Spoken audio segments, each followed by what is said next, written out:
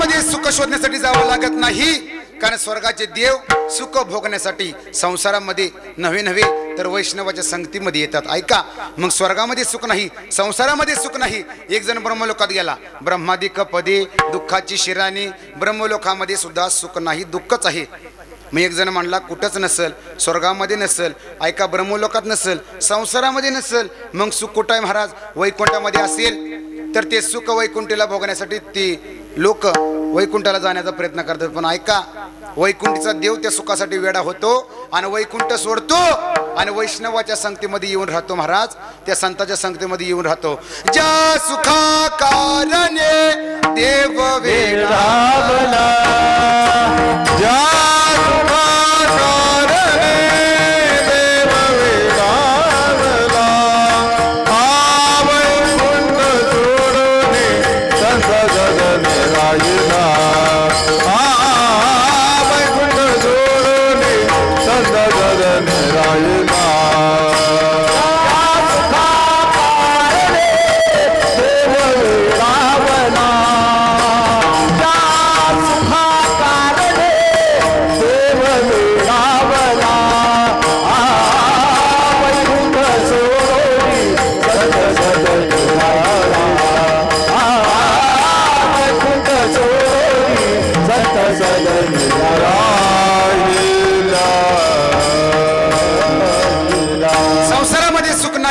स्वर्गामध्ये नाही, ब्रह्मलोकात नाही, वैकुंठामध्ये सुद्धा ते सुख नाही.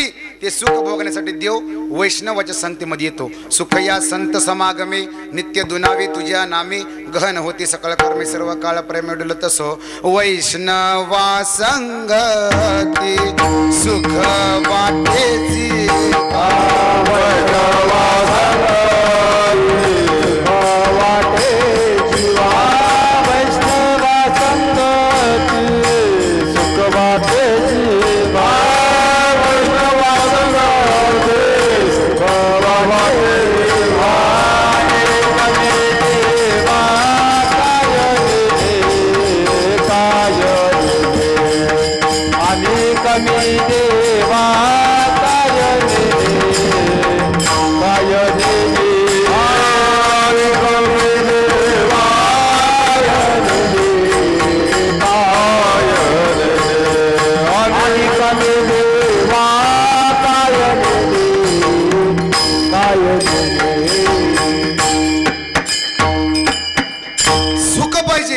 सर्वांना जे सुख हवं आहे ना ते वैष्णवाच्या संगतीमध्ये आहे, संतांच्या संगतीमध्ये आहे.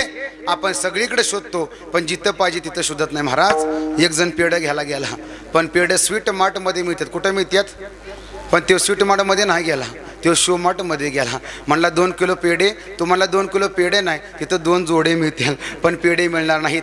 जी गोष्ट पाहिजे जिथं पाहिजे तिथंच मिळते. महाराज सुख पाहिजे ना, मग वैष्णवाच्या संगतीतच जावं लागतं, दुसरीकडे कुठेही मिळत नाही.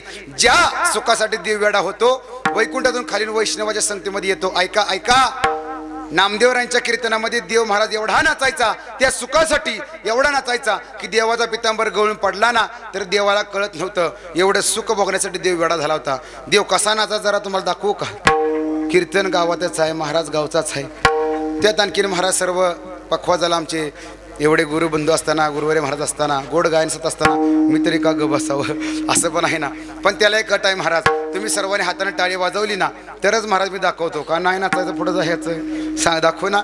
नामदेवरांच्या कीर्तनामध्ये जगाचा मालक पांडुरंग परमात्मा कसा नाचायचा तुम्हाला दाखवतो. पण सर्व टाळकरी बंधूंनी मला जर साथ केली तर मी दाखवू शकतो बरं का. ऐका, चला तुम्ही सर्वांनी टाळी वाजवायची. तुम्ही तयार आहे का? हां, टाळी वाजवायची. सर्व टाळकरीने माझ्या बरं नाचायचं. आम्ही सांगतो जगाचा मालक देव कसा नाचत होता. हां,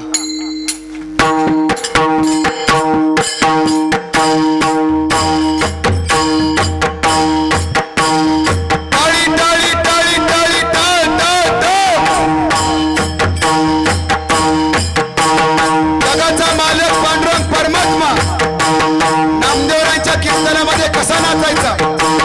टाळी वाजवा, टाळी टाळी. सर्व टाळकरी माझ्या बरोबर डोलायचं.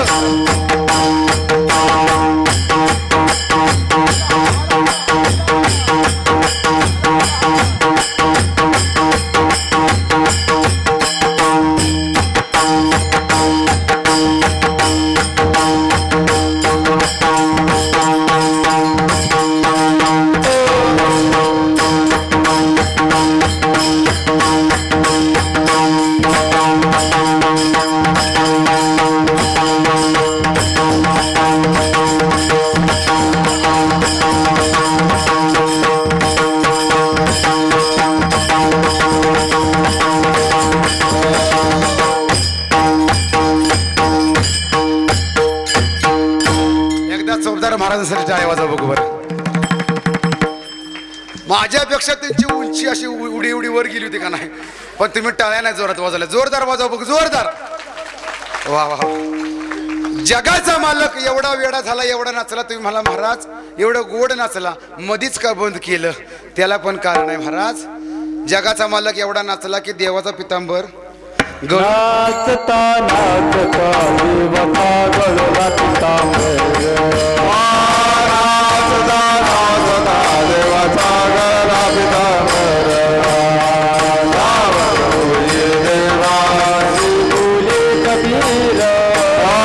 सावध होई देवा ऐसे बोले कबीर. सावध होई देवा ऐसे बोले कबीर.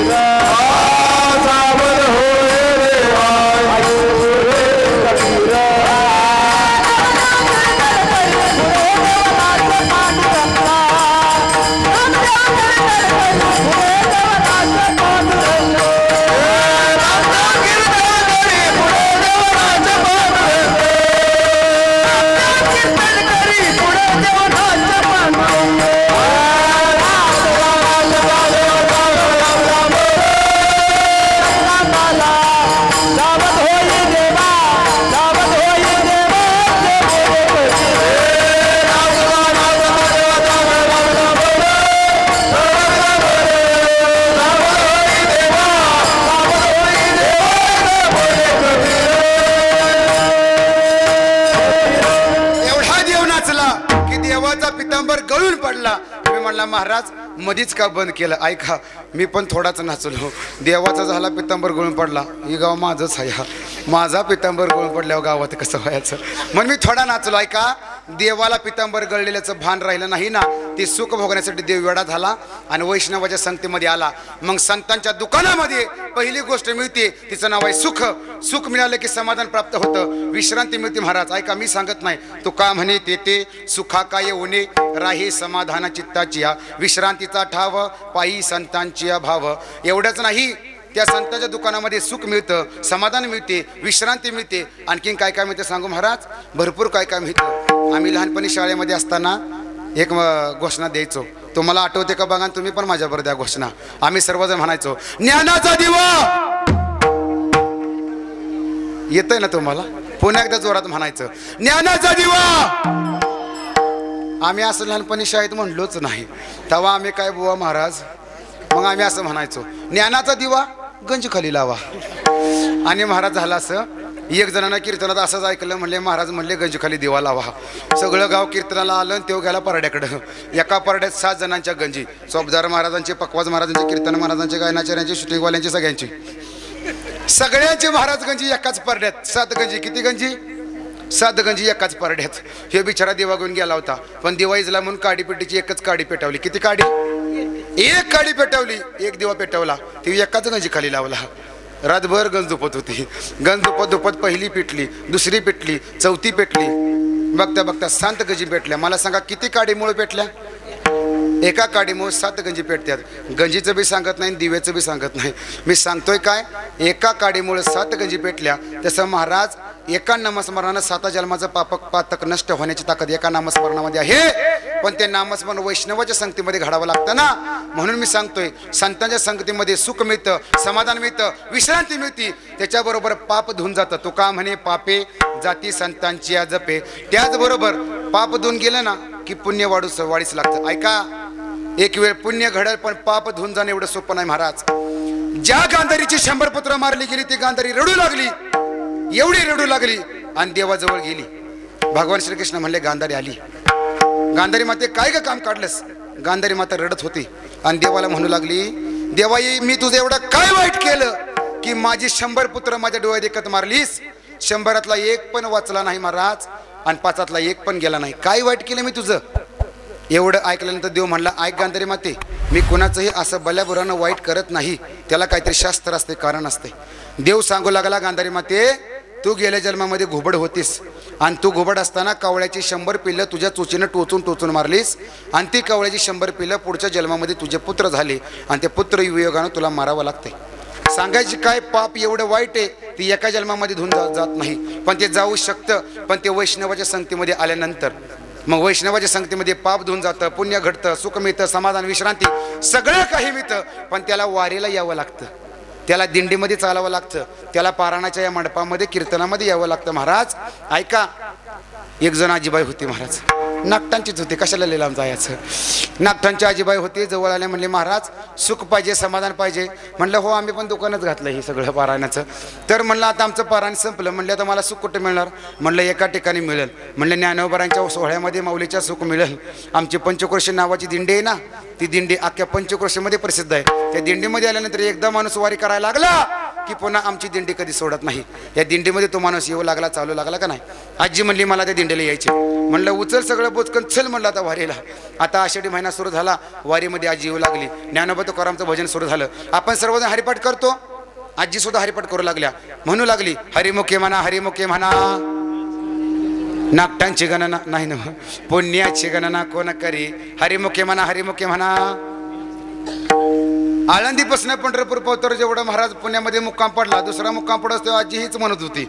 दुसरा मुक्काम पडला, पुण्यामध्ये सुट्टी झाली. दिवसभर म्हातारी नुसती फिनोलिकची पिशवी घेऊन फिरायला लागली. पाण्याची बाटली, बिस्किटचा पोडा, फिनोलिकची पिशवी, पाण्याची बाटली, बिस्किटचा पोडा, फिनोलिकची पिशवी. एवढं चालू झालं. म्हातारीनं जे काय इडली खा, डोसा खा, सांबर खा, वडापाव खा, काटाकीर मिसळ खा, काय काय खाऊन दमली. काटाकीर मिसळ, फौजीचा वडापाव, समजा काय म्हातारीनं खाल्लं. म्हातारी ग बसली नाही, दिवसभर चरचर चरली. संध्याकाळी आली आणि मग हरिपाठ सुरू झाला. हरिमुखे म्हणा, हरिमुखे म्हणा. असलं काय बी म्हणली नाही आजीबाई. आजीबाई म्हणली पुण्याची गणना कोण करी.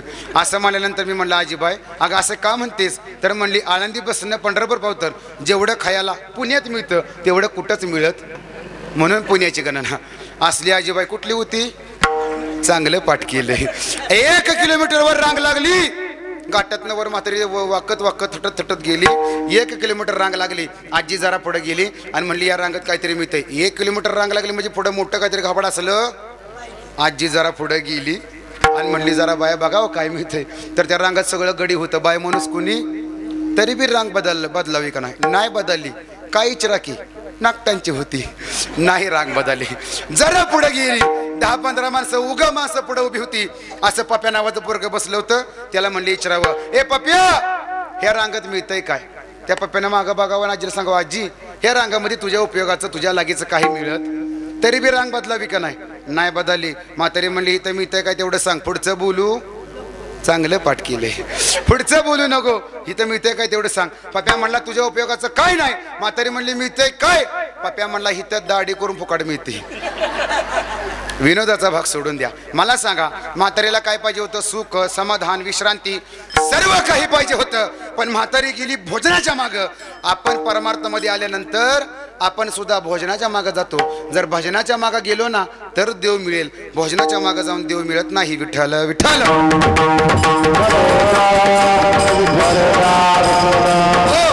आपण भजनाच्या मागं गेलं पाहिजे. जे संत भजनाच्या मागं गेले. ऐका, जनाबाईंनी देवाला शिव्या दिल्या तरी जनाबाईंपासून देव माघारी गेला नाही. 1, 2, 3 देतोच. आता सातारी शिव्या नव्ह जनाबाईंच्या देतो. नशीब जनाबाई सातारच्या नव्हत्या. अरे विठया विठया मुळ माईच्या करड्या तुझी रांडरंडकी झाली. अरे विठया विठया मुळ माईच्या करट्या तुझी रांडरंडकी झाली. जन्म थोडा सावित्री न्याली. तुझे उठले बाळे मडे तुला पाहुली काळ रडे. उभ्या राहुनी अंगणी शिव्या देतसे जणी. अशा शिव्या जनाबाईंनी दिल्या तरी देव तिथून पाठीमागं गेला नाही. ऐका, जुन्या काळाचं सांगतो. जुन्या काळामध्ये महिलांच्या डोक्यामध्ये वाव व्हायच्या. आता तर सांगत जुन्या काळामध्ये वाव व्हायच्या. जनाबाईंच्या डोक्यामध्ये वा झाल्या होत्या आणि ते वा मारण्याचं काम देव करत होता. जनी डोईने गांजली मग विटाई धाविनली. देव हाते बुचडा सोडी वा मारी तसे तातडी. जनाबाईंच्या वाव मारण्याचं काम सुद्धा देवानं केलं. मला सांगायचे काय, वैष्णवाच्या संगतीमध्ये देव वेडा होतो पण वैष्णवाचं तेवढं नामस्मरण होतं. आपण तेवढं नामस्मरण करतो का हा विचार केला पाहिजे. जे दुकान ज्ञानोबरांनी आळंदीमध्ये घातलं तेच दुकान तुकोबरांनी देहूमध्ये घातलं. तेच दुकान नामदेव महाराजांनी पंढरपूरमध्ये घातलं. पण त्या दुकानामध्ये आपण जावं लागतं आणि नामस्मरण करावं लागतं. एकदा सर्वांनी हात वरती करायचे आणि मुखानं देवाचं नामस्मरण करायचं. सर्वांनी हात वरती करा बघू बरं. ज्याला वाटतंय माझं सकाळ भाव तर चांगलं राहावं त्यानंच हात वरती करा. चला सर्वांनी हात वरती करा बघू बरं. पक्वच बोले तुम्ही करू नका. तुम्ही आपल्या पॅनलमधला आहे. आचारसंहिता असली तर तुम्ही हात खालीच ठेवा. हात वरती करा सर्वांनी. हात वरती करा. एक टाळी वाजवून भजन करायचं.